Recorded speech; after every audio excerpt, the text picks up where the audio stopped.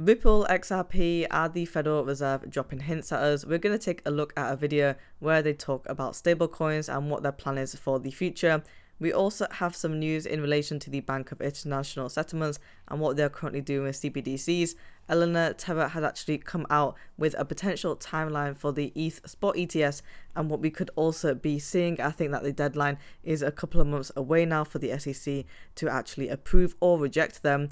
And then we have a short clip of Brad Garlinghouse talking about the technology of Ripple. And of course, we will be looking at the price action for XRP coin today. All I ask from you are two things, which is to smash that like button and to subscribe to the channel as well. So in this video, I'm not going to say that the Federal Reserve will be adopting XRP. Of course, that is way too early to even be saying that, and it's obviously a very bold claim. However, this video does show connections between, for example, the likes of XRP, because if XRP is going to be planned to become a stablecoin, then the Federal Reserve should be able to use their technology going on in the future, and actually there will be a lot of adoption when it comes to XRP. So it says over here that there is a reason that XRP is the only digital asset with clarity.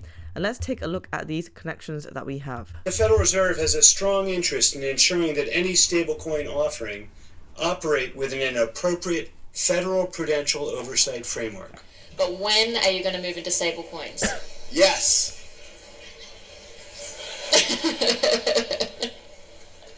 When? Yes. Look, I think the stablecoin market is fascinating. Will we do or say more than that? Not today. The potentially fast and wide adoption of a global stablecoin, potentially a global currency governed only by the incentives of a private company, is something that will deserve and will receive the highest level of regulatory expectations. I mean, at this rate, it is obviously all speculation, but with a few of these hints on what they're planning to do, we could potentially be seeing the likes of Ripple XRP being used in the future. I mean, this is obviously a big thing because it is the Federal Reserve. Now, could we see it possibly happening this year, next year? I think it's way too early to say. Also, the Federal Reserve are going to make sure that Ripple XRP obviously has legal clarity. In addition to that, we are yet to see the stablecoin bill actually pass, and I do believe that in terms of the stablecoin, that is also yet to pass crypto regulation as well. So that is obviously still in the early days. We are in the beginning stages, but it doesn't mean that XRP is off of the table. So that is just a connection that we have over there. Now, from Chad Steingraber, he shows us a screenshot which looks obviously like the news channel Fox News, the TV, and you can see over here that we have a speaker, but not only that, the Valkyrie CIO, we have XRP, the image in the background. And so they could have potentially been talking about XRP. Now he's saying that they keep showing you. Well, we could obviously speculate that maybe they're talking about XRP behind the scenes and that they are obviously putting a lot of importance in it. However, we can only speculate it as of now. We can't say for definite that, for example, an XRP ETF is going to be coming out, or that we will be seeing more things happening for XRP. Yes, they are showing us the image, but it doesn't really mean that much to us. Again, at the end of the day, if it's just an image but no more context about it, then it's not like as if it has as much use. But it's still good to see that XRP is obviously getting recognition, because the people that will be tuning into Fox Business will be seeing XRP. So in terms of the awareness, that is obviously good for that.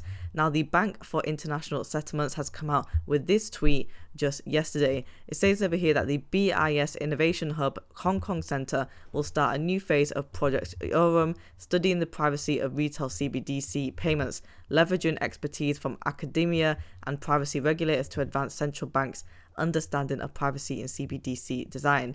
Now, as we know, there is going to be a plan for both wholesale CBDC and retail CBDC. It's really good to see that Hong Kong is actually showing a lot more innovation and looking at CBDCs compared to the USA. They're actually way ahead of us, and I think I quite like that. Now, we already know the connection between Ripple and Hong Kong. If you remember before, in one of my previous videos quite a while back now, Ripple are actually involved in tokenization with the Hong Kong Monetary Authority, and I believe that the bank is called Fubon Bank, and what they're essentially going to be doing is tokenizing real estate. I think it is only a pilot program though, so it's not like as if they will be doing it as of now. It is all pretty much testing and researching. If we actually have a look at this link though on this paper, CBDCs an opportunity for the monetary system, you'll see over here just how much we actually need these CBDCs, because the use of cash is actually falling and digital payments are rising. And you can see a few of these graphs. I mean, the percentage of retail transactions are way below. And when we take a look at the rise of remote digital payments in the pandemic, of course that obviously increased. Now I think the reason as to why it increased is because everyone was essentially encouraged to pay things using their Google wallets or their debit cards rather than cash. And so we saw that massive acceleration. I mean, look back in 2019 where it was just in that last quarter, and then in quarter 2 of 2020 we saw that massive spike. Yes, it came down a little bit, but again we still rose up. And I think that if we actually had a look at the graphs for 2022 and 2023, it would definitely be significantly higher as people are actually ditching the use of physical cash. I mean, some people are still using it alongside the digital payments, but we're just seeing more of that convenience now, and so people are adopting that digital payment. So it would only make sense to actually have that retail CBDCs for people to use. If we have a look at this from XRP Drops, it is a short clip of Brad Garlinghouse talking about the fact that Ripple solves a real world problem and it has a real use case, unlike Dogecoin. And I think what we haven't seen yet that I still think we will eventually see is a separation of wheat and chaff of, you know, what are the assets, how are these technologies being used to solve real problems that have real demand versus ones, you know, I'll pick on Dogecoin. I don't get it. You know, other than Elon Musk as the central actor, you know, I don't see the use case and the purpose, and I'm sure I'll get lots of shit for saying that Dogecoin's, but you know, oh well. Now, from this clip, I obviously understand what he is trying to say. In terms of cryptocurrency, we really have to establish which cryptocurrencies have the technology that we need, what can actually be used in terms of the real world use case. And that is going to obviously cause adoption. When we have adoption, then it can be done at a large scale. It means businesses are going to be using it and banks will be using it too.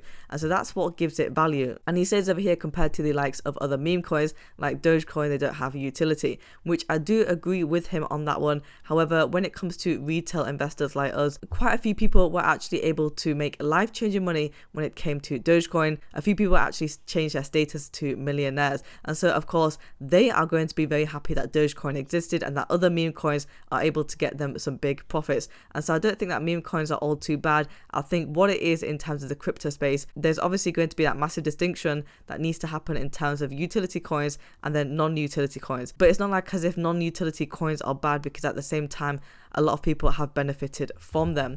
Now, before we have a look at the price action for today, I just want to show you this very recent tweet Eleanor Terra has come out with yesterday, and she talks about the potential timeline for an ETH ETF approval. She says over here that it has turned up a plethora of different takes from ETF issuers, investment management firms and sources close to the SEC. She says that one Bitcoin spot ETF issuer with an ETH spot ETF application says that they are confident that the approval and smooth launch of the Bitcoin spots will compel the SEC to approve the ETH spot ETF. So that's one case. But another source tells me the line at the SEC at this very moment is a hard no, and there's currently some internal resistance to the idea. Still, another says the listing of ETH futures, ETS and BlackRock's track record for getting ETS approved leads them to believe spot ETS could be launched by the end of the summer. When I asked whether Gensler's opaque position on the status of Ethereum as a potential security would come into play, they said the fact that the CFTC believes ETH is a commodity, coupled with Ripple's partial court victory, with XRP not being a security during secondary market transactions, will make it an uphill battle for Gensler to take the position that most digital assets are securities going forward. And the SEC Commissioner Hester Pierce told Coinage Media this morning that the agency doesn't want to repeat the same mistake of delays with ETH ETS. We need to be applying regular way consideration to these products, the same kind of consideration we apply to similar products. Her takeaway is that once again the ball is very much in the SEC's court. We'll get some clues in the next few months if the SEC staff are engaging in depth on the S1 filings like they did with the Bitcoin spots. And so we know that when the S1 filings come out, that is essentially when we have quite a lot of the information, and that the approval should be happening and going towards the SEC, right? But with these ETFs, they could potentially be coming out and being approved in May, which is only a couple of months away. But of course, there is that very thin line in terms of it being a security or not. And so that is why it could be a 50-50 chance. And would the SEC actually push it back on this with Ethereum, and they could potentially not be as confident compared to Bitcoin and approving it? Well, only time will tell when it comes to that. This one might actually be a bit of a tricky one, and that is why some people have said that it would only make sense for an XRP ETF to come out before an ETH ETF, because XRP is classed as a non-security. Now, the price action for XRP coin today, we are currently trading at 0.5143. We are up by 0.89% on the one-day chart. For the volume, we are down by 11.05%, and we are trading at $1.1 billion. Now, if you actually tuned into yesterday's video, you would have known that XRP coin actually broke that price yesterday, and we went below the 50-cent level. Now, that was a very new low that we actually hit, and we haven't hit that for quite some time, but it has picked back up just a little bit now by roughly around about 2 to 3 cents. So in the earlier hours of the morning for today, you'll see over here that we were actually trading at 0.5145, really not that different compared to where we are now.